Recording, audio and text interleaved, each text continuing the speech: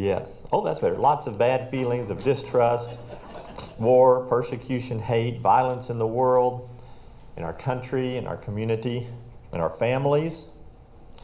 The civil discourse seems to have become a relic of the past, that listening to and accepting another person's viewpoint as valid has become more rare, replaced by angry, in-your-face kind of statements, accusations of hater, bigot, misogynist, racist.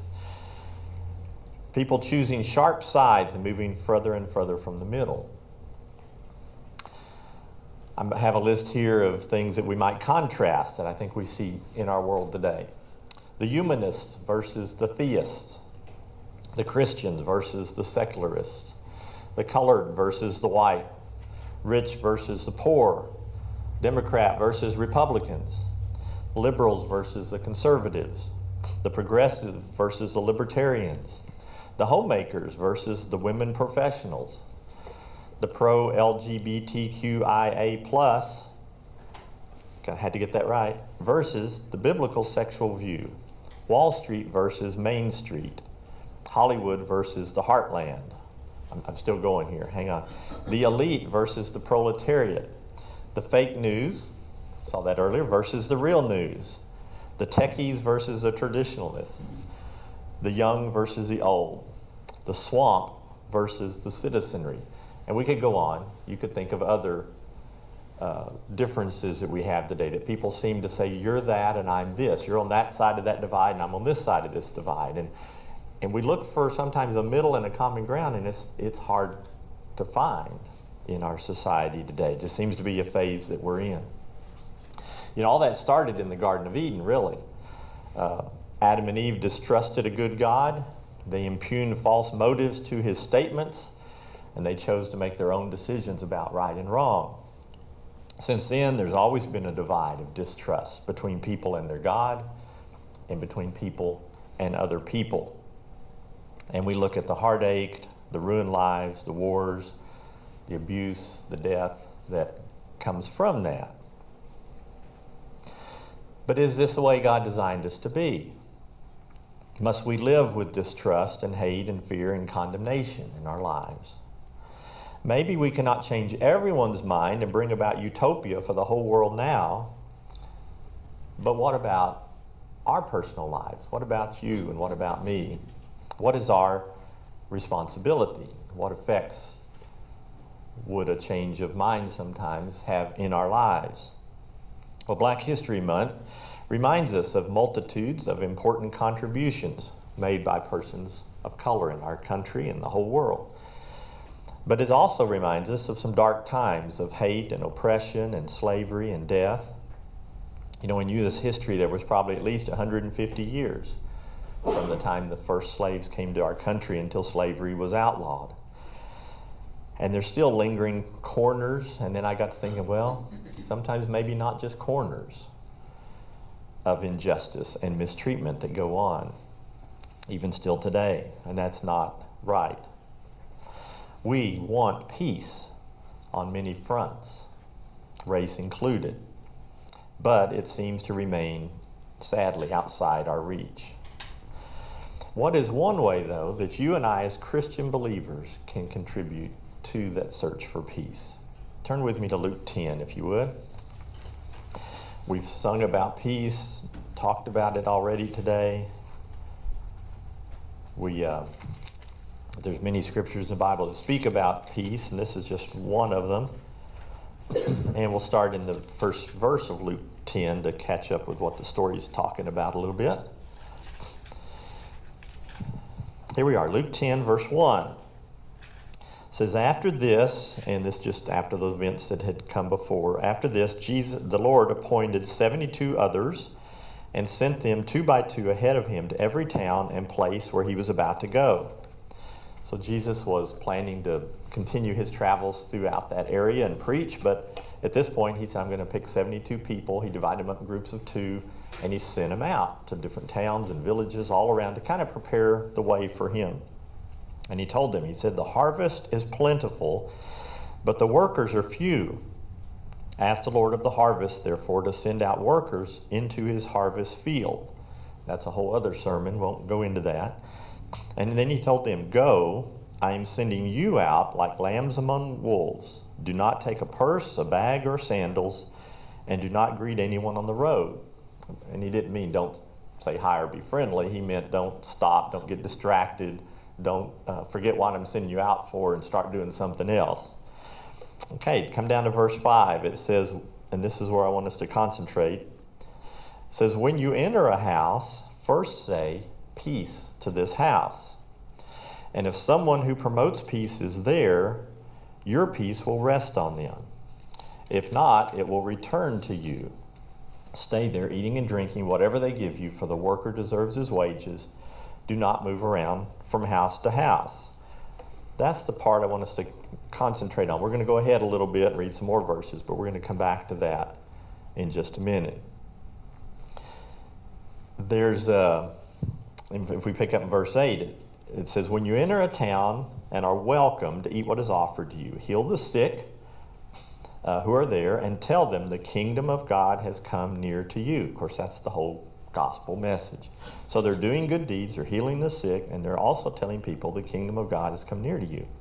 "But when you enter a town and are not welcomed, go into its streets and say, 'Even the dust of your town we wipe from our feet as warning to you. Yet be sure of this, the kingdom of God has come near.'" Again, same good news. "And I tell you, it will be more bearable on that day for Sodom than for that town."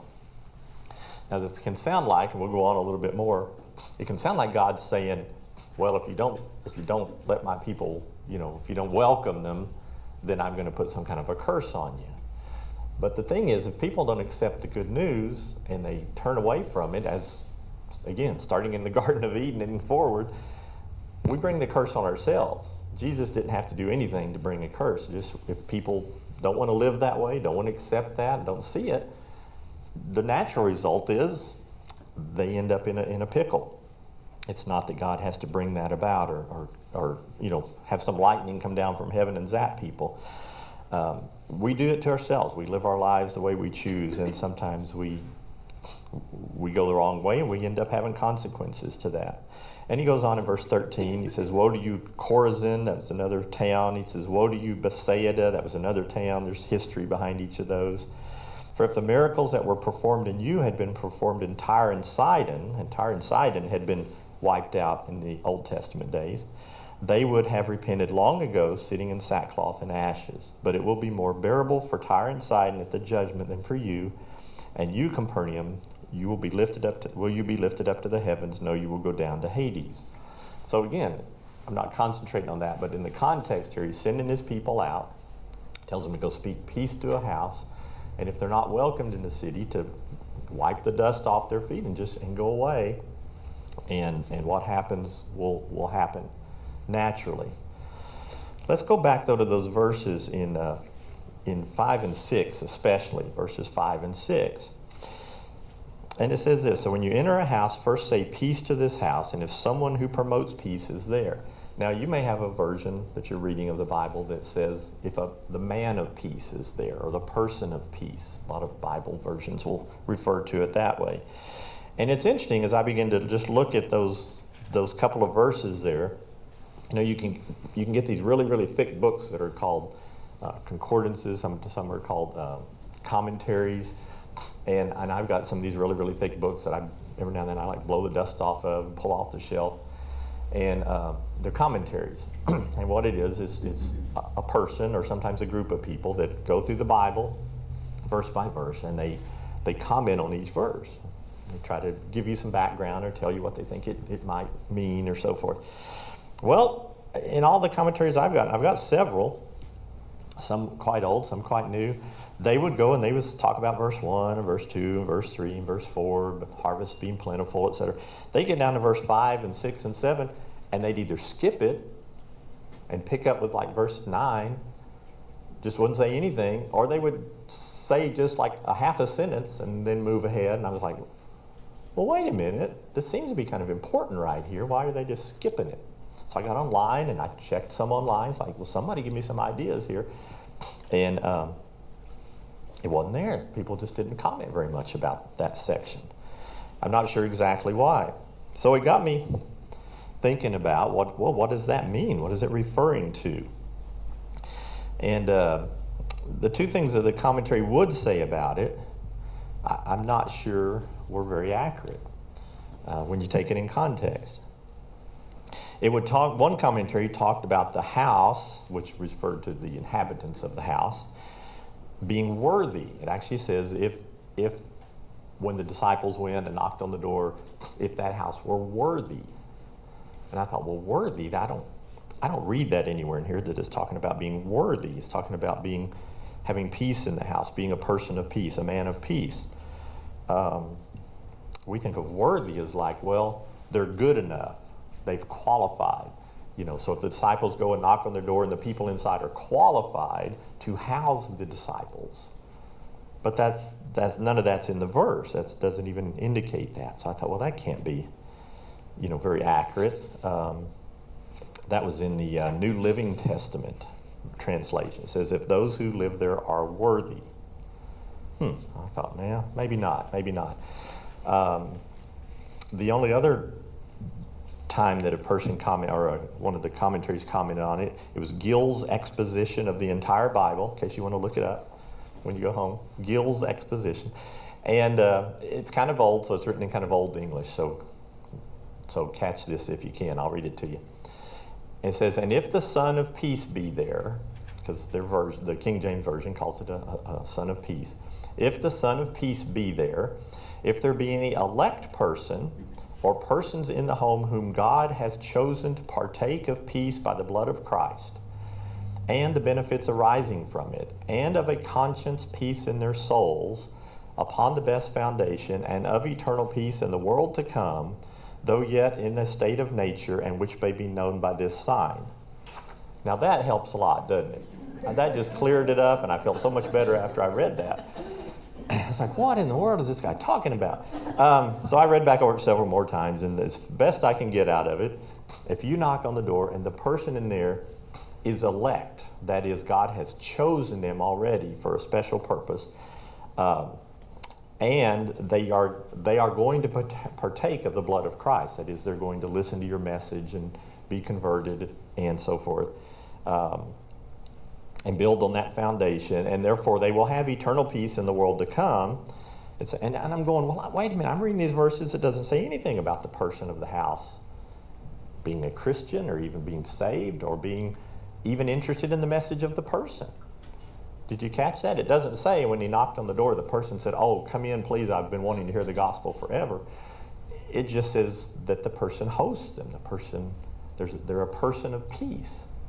They may not be a Christian. They may not even be interested in that part of the message, but there's something else about those people that allow them to host these people, and that Christ says, go on into that house and stay there. In the Bible, a lot of times where it says the son of, and I know some of our versions don't say the son of, but many versions do say, and if you go back and look at the words in the original Greek, it says the son of peace. But some versions change it a little bit because we don't say that today. We don't say the son of something. But in the Bible, especially in the older translations, when they said son of, sometimes it was referring to the bloodline. He's the son of so-and-so, the son of so-and-so, the son of so-and-so. You've read through those boring parts of the Bible before, I'm sure. But a lot of times it's referring to the character and the actions of the person, something about their nature. The son of perdition. Who's the son of perdition? Well, Jesus used that in his final prayer in the upper room, and he said, Father, I have kept all of my disciples safe, that is, all except the son of perdition, Judas, who was going to betray him a little later that evening. The Antichrist over in 2 Thessalonians 2 is called the son of perdition, not because he had a dad named Perdition, but because his nature, his character was one of perdition, that is, of evil. Jesus is called the Son of Man because he took on mankind's nature. He was not only the Son of God, as he was called some places, but now he was called in other places the Son of Man, to let us know that was what he was buying into. That was part of who he was. Barnabas, later Paul's preaching partner, is called the Son of Encouragement because that was his nature. That's what he exuded, was encouragement, and he helped Paul very much during his ministry. So a man of peace, as we're seeing in these verses, would have the nature of peace. He would seek peace. He would have that attitude. His home would be a home of peace. Not to say the kids didn't run around and knock over a lamp every now and then or something, but the general tone of it was of peace. And that's what Jesus told his disciples to look for. They did not necessarily believe and accept the message. Doesn't say they did, doesn't say they didn't. But they were of the nature that they would allow the disciples to come in, to be hosted. They saw that the disciples had a mission. I'm sure they told them, we're here in town to go out and to preach. And they said, I think that's a great idea. We could use that here in the neighborhood. You want to stay in my house? That's great. So they were people of peace, sons of peace, as it were. And they, as the disciples were there in the town, they were healing, they were helping people, they were sharing the good news. And they appreciated, I'm sure, their hosts. So when these 72 people were sent out by Christ, they were to look for persons of peace. Instruments of peace, as the song said. And they apparently found them because they stayed out on mission, and then later they came back and reported to Jesus. And none of them said, I couldn't find a place to stay. So we're assuming they all found persons of peace in the different towns. You and I are believers. What if we went out today looking for a person of peace in Kilgore, in Longview, wherever you may live? You might think about that. But let's not think about that too much, because what I want us to do is I want us to reverse it. It's one thing to say, well, who would I find if I went out and looked for a person of peace? And that's worth thinking about. But more than that, let's reverse it. I want to make it a little more personal.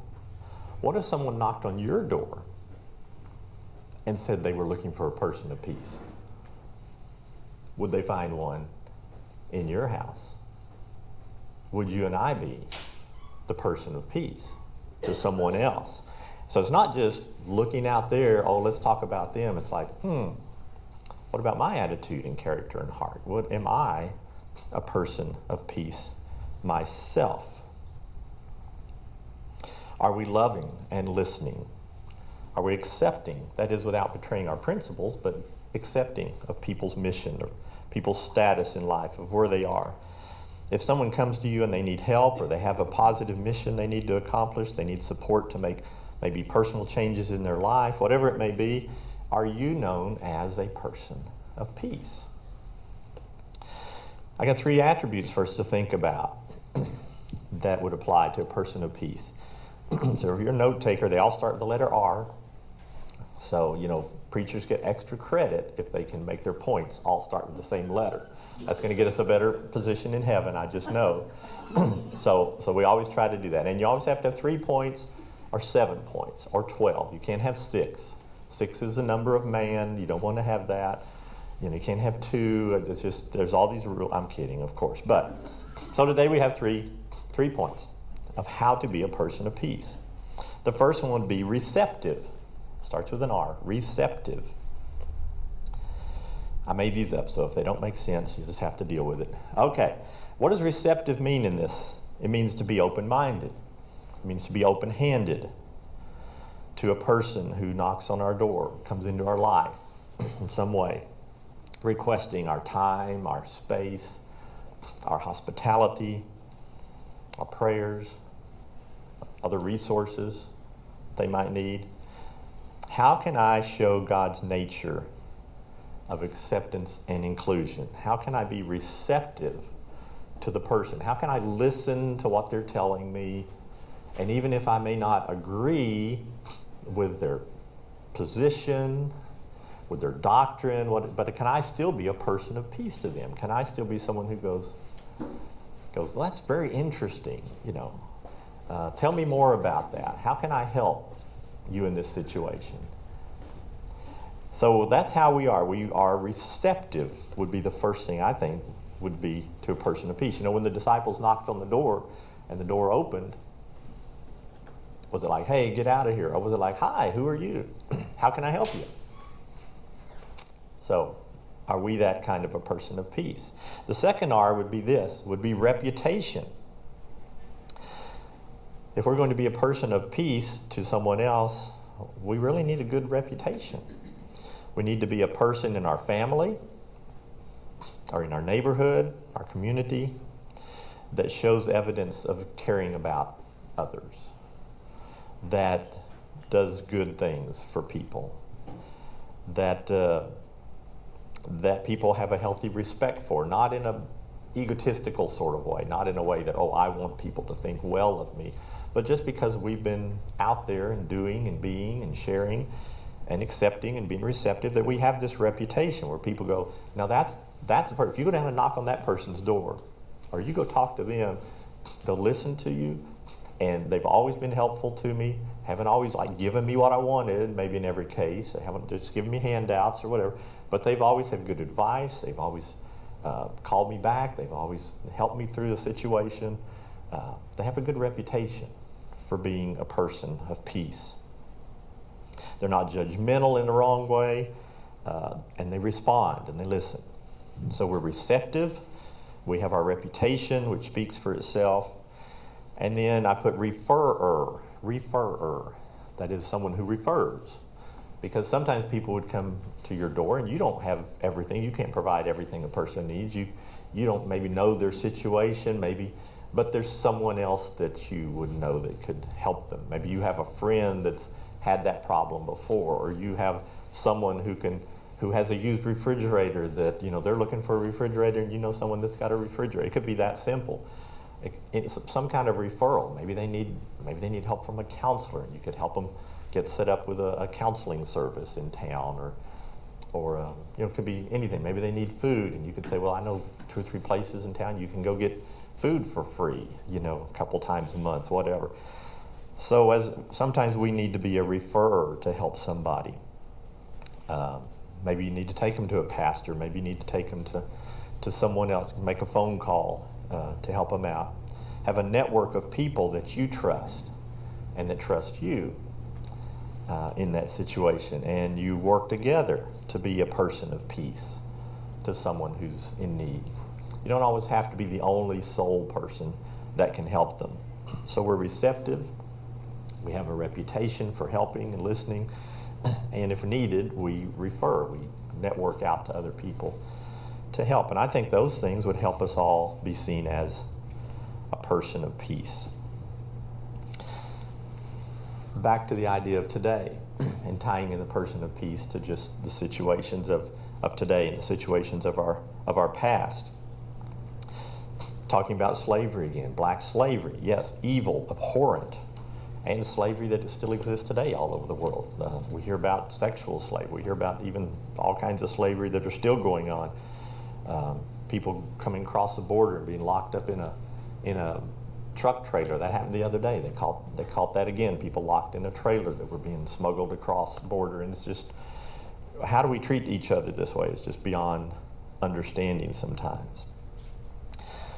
But at each of these times along the way of history, all over the world, there's been people who recognized that it was wrong, and they stepped forward as persons of peace to help change those situations. They listened, they got involved, they worked with people, they had that reputation, they received people. And you can think of examples. Let's just go through a few. Before, during, after the Civil War, there was a thing called a railroad. What kind of a railroad? Underground railroad. Yeah, it was called the Underground Railroad. And what happened? That's in some of that book that you've got there, and we've covered this before in years gone by. There were people who literally risked their freedom and their life and their livelihood to help people who were escaping out of slavery. They would put them in their home, and then they would send them to another home, and then that person would send them to another place, and they'd eventually work their way north and out of slavery. And those were all persons of peace, each step along the way, that were helping people like that. We can go on to even World War II. You think of that. Think of over in Europe, the Jewish people and the other undesirables, the retarded people. There was lots of different groups that the Hitler and his guys especially picked out that were undesirable, and they just need to be eradicated. And they managed to to eradicate about 6 million Jews and about 3 million other people during that time.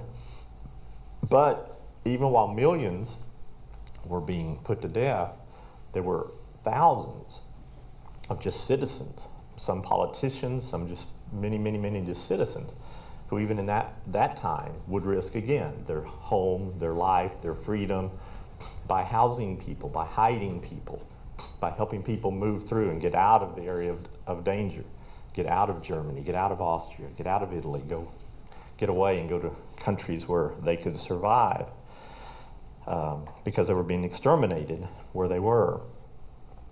I remember in college, I remember that far back, really. That's a long time ago.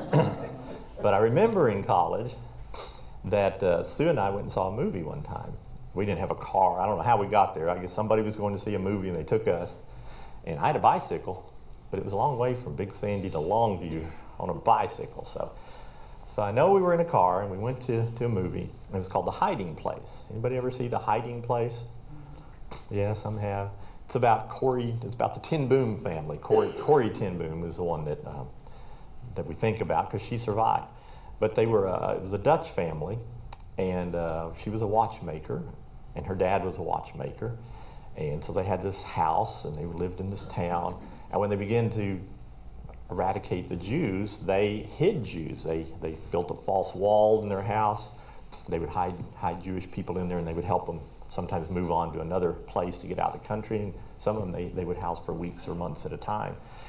And eventually they got caught, got sent to various concentration camps. The father was killed almost immediately. Other relatives, cousins, and people like that were arrested and killed. And Betsy, Corrie's sister, and her were sent to Ravensbrück, which was a concentration camp for women. And many tens of thousands of people were gassed and put to death there in that war.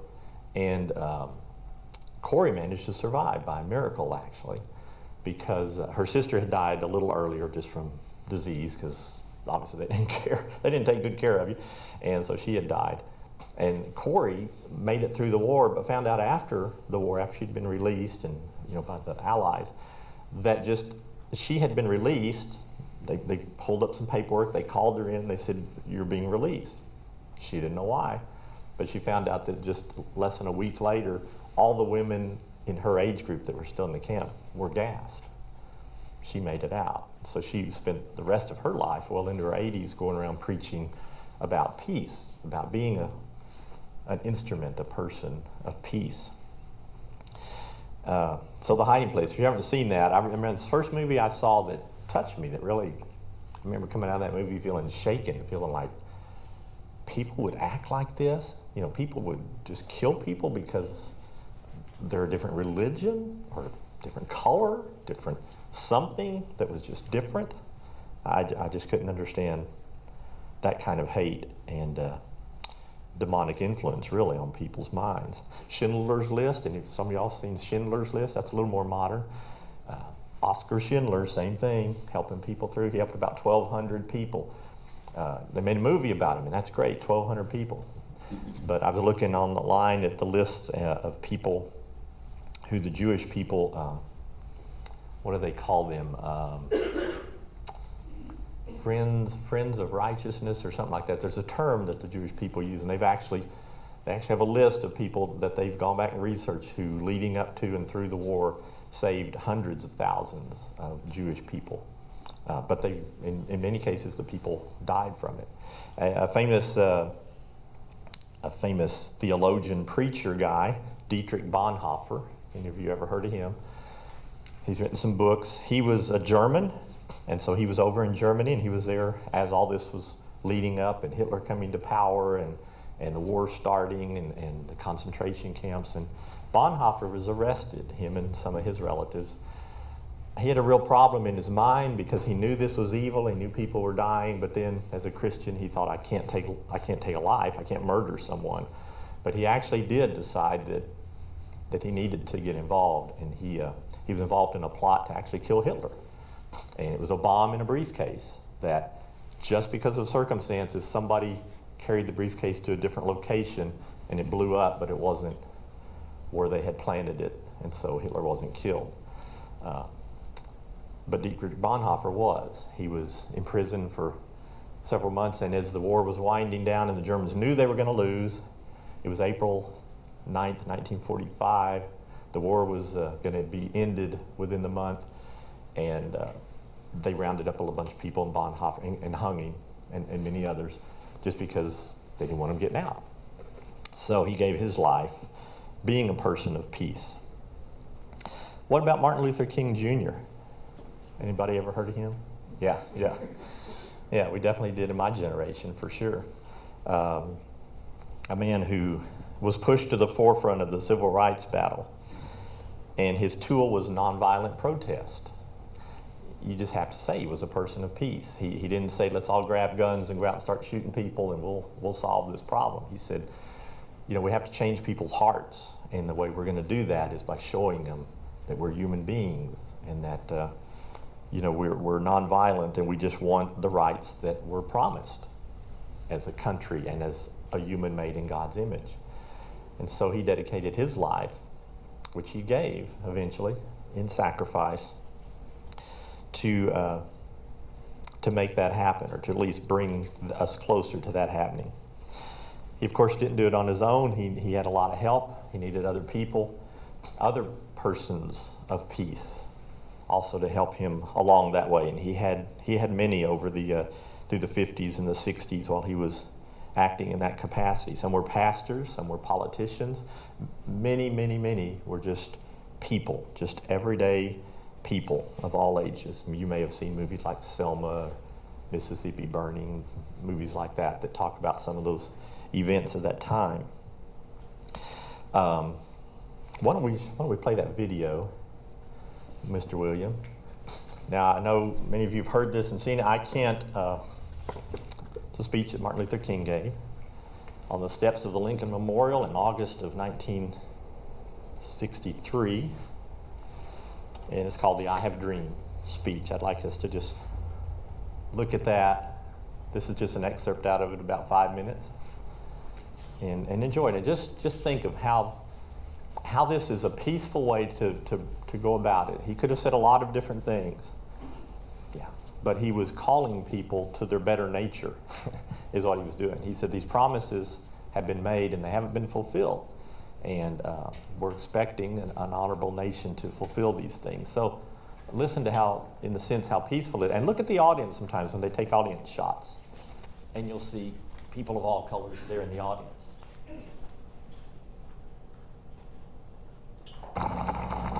So even though we face the difficulties of today and tomorrow, I still have a dream.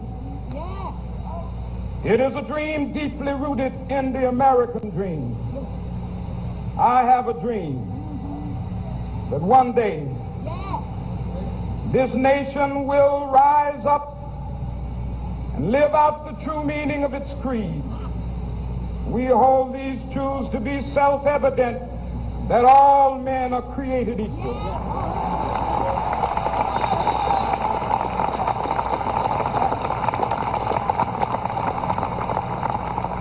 I have a dream that one day on the red hills of Georgia, the sons of former slaves and the sons of former slave owners will be able to sit down together at the table of brotherhood. I have a dream that one day,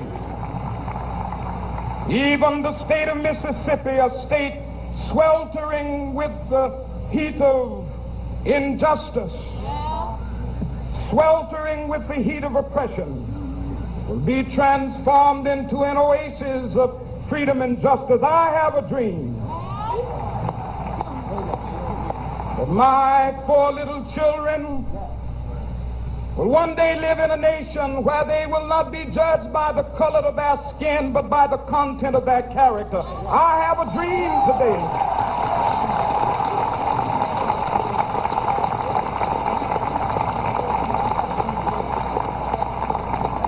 I have a dream that one day down in Alabama, with its vicious racists, with its governor having his lips dripping with the words of interposition and nullification. One day right there in Alabama, little black boys and black girls will be able to join hands with little white boys and white girls as sisters and brothers. I have a dream today.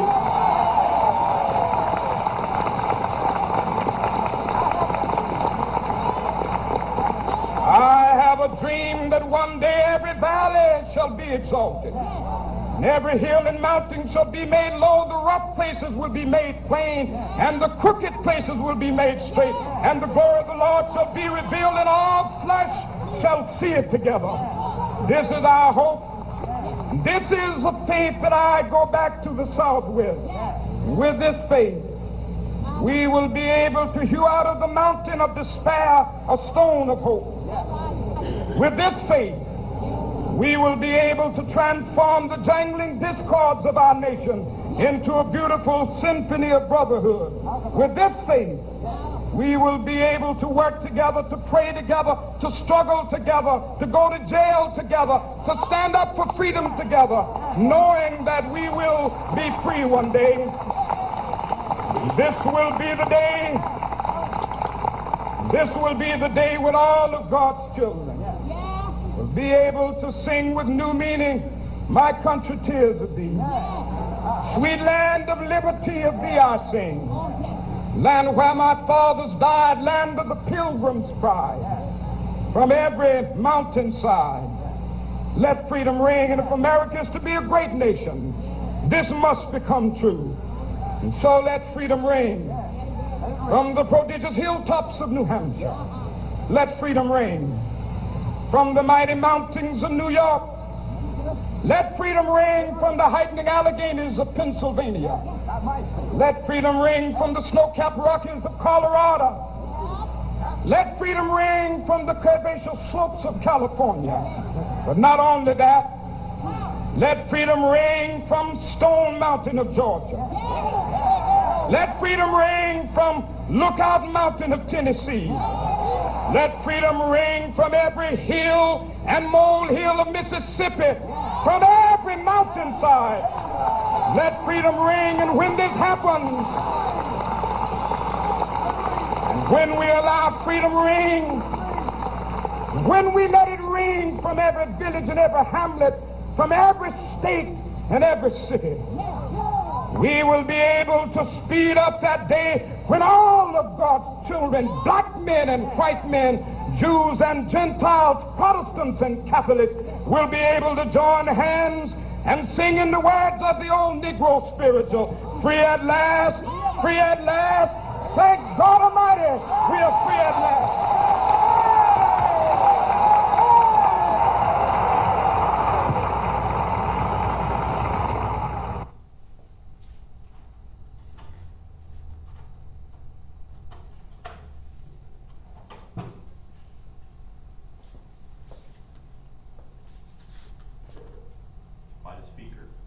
No teleprompter. You notice that.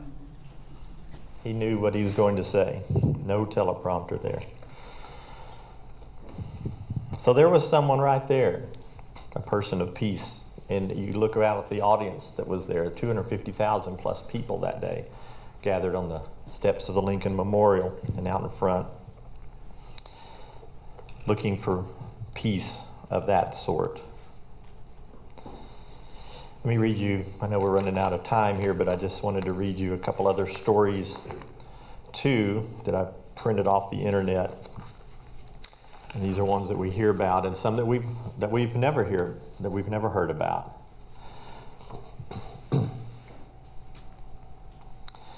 This says, aiding the increasingly vocal call for justice from African Americans. Many whites, such as Louiso, Andrew Goodman, and Michael Schwartner, James Reeb, Jonathan Daniels, Jim Lehrer, Ann Braden, Peter Norman, and it keeps naming people, answered the appeal. They joined the American Civil Rights Movement, working alongside their black countrymen and women, and sometimes taking up the fight alone.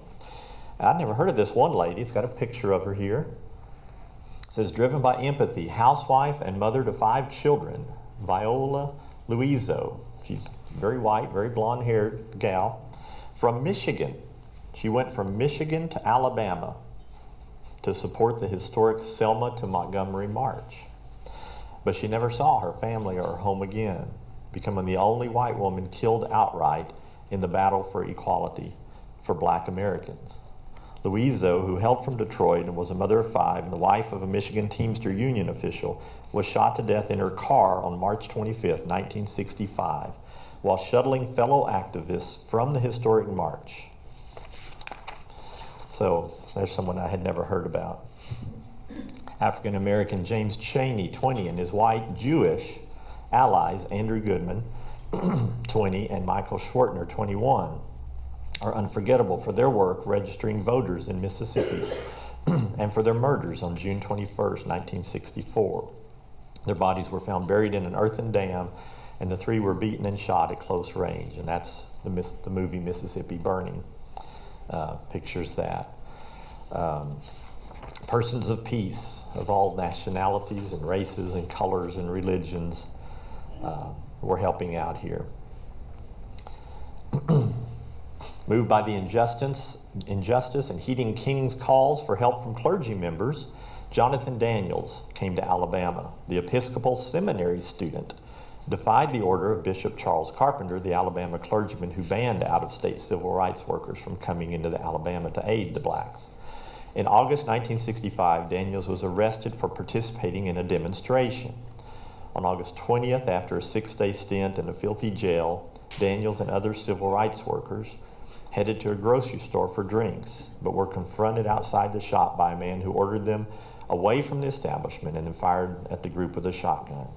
A Roman Catholic priest, Richard Morrissey, was wounded and Daniels was killed, while reportedly pushing aside teenage civil rights worker Ruby Sales and taking a fatal shotgun blast. And there's more and more stories here that you could read on that. I want to say one more thing and read you a couple of little quick stories here. There's someone who died this week that was seen as quite a leading religious figure, of course, Billy Graham. And I wanted to say something about Billy Graham today anyway. And it wasn't hard. I'd read several things about him in the past, and his record on race relations ties in beautifully with where we are today. And here, I'll read you a couple paragraphs out of here about Billy Graham. Died at 99 years old after preaching the gospel for over 60 years to, they say, directly to over 200 million people by his crusades and so forth that he went to year after year after year. It says there's a nice story about Billy Graham's reaction when he arrived to preach at a revival meeting in Chattanooga, Tennessee in 1953. Upon reaching the site, he found ropes marking off a separate section for black congregants. He removed them. Quote, "Either these ropes stay down or you can go on and have the revival without me." And I remember in a little more detailed story, he actually didn't expect it. He got there and he was walking around, he was kind of praying before the event, and he saw these ropes and he asked somebody what they were for, and they told him. He goes, we're not going to do that. As he said later, the ground is level at the foot of the cross and there's no room for segregation at the cross. Those were some statements that he made in his ministry. Said early in his ministry, Graham was careful to avoid talk of race. In 1951, he even stayed at the home of Strom Thurmond, at that time the segregationist governor of South Carolina. He didn't stay at his home because he was a segregationist. He stayed at home because he was the governor and he was doing speeches there. But by the early 1950s, the issue could hardly be avoided, and in a 1952 interview in Mississippi, Graham was forthright. He says, "There is no scriptural basis for segregation."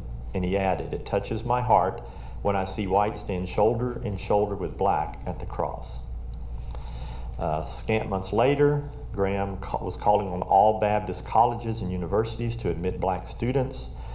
And by the following year, he was taking those ropes down at the crusade in Chattanooga. And soon after, in the teeth of Southern opposition, Graham's organization adopted a rule that its audience must not be segregated. He also refused South Africa. He was invited all over the world, and he spoke in well over 100 countries. He was invited one time to go to South Africa, and this was back in the day when there was apartheid and segregation and all that. And he'd actually signed up to go, and then he found out that they segregated their audiences. I mean, totally segregated. Like, you were going to preach this night to the white people and you preach this night to the black people. And he said he canceled his trip. Said, well, I'm not going under those conditions. And the government down there blinked, as it says, and they said, oh, okay, well, we'll let them all in together. It's the first time that had ever happened in South Africa. And he was able to do that.